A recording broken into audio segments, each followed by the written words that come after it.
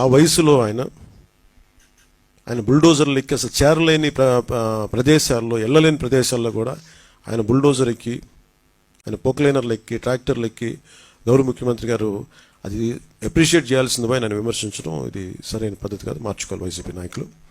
అలాగే వైసీపీ నాయకులకు కూడా నా విన్నపం, నా విజ్ఞాపన, మీరు విమర్శించడానికంటే కూడా ఇది మనందరి ఉమ్మడి సమస్య, ఇది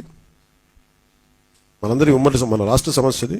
సో మీరు కూడా నడుము వంచి, మీరు కూడా బయటకు వచ్చి, మీరు కూడా సహాయక చర్యల్లో పాల్గొనాలని మనస్ఫూర్తిగా కోరుకుంటా ఉన్నాను. అలాగే గత 2-3 రోజులు నేను కనిపించట్లేదు అది ఇది అని మాట్లాడుతాను. ఒకటి చెప్తాను, ఇప్పుడు నేను వస్తే నాకు ఇబ్బంది ఏంటంటే ఈ సహాయక చర్యల్లో ఇబ్బంది పడిపోద్ది. ఒకసారి అందరిని మీద పడటం, దానివల్ల అధికార యంత్రాంగానికి కూడా ఒత్తిడి అవుద్ది. దానివల్ల నన్ను వాళ్ళు చెప్పడం వల్ల రాలేకపోయాను. అది నిన్న మీకు క్లియర్ కట్గా తెలియజేశాను. ఇంకా దీన్ని విమర్శించాలని ఎవరన్నా వైసీపీ నాయకులు అనుకుంటే భవిష్యత్తులో ఎప్పుడైనా సరే మీరు నాతో పాటు రావచ్చు, ఎక్కడికైనా సరే నాతో పాటు నా కాన్వాయ్లో తీసుకెళ్తాను మిమ్మల్ని, నాతో పాటు నడవండి. ఎలా ఉంటుందో మీకు అర్థం చేసుకున్నప్పుడు అప్పుడు మీరే సలహా ఇస్తారు.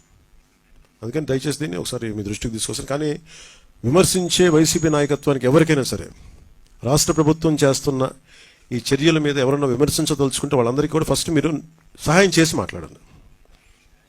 మీరు సహాయం చేసి మీరు బయటికి వచ్చి మీరు మాట్లాడి ఇళ్లలో కూర్చొని కాన్ఫరెన్స్లు పెడితే సరిపోదు. మీరు లోపలికి వచ్చి దిగండి, మనసు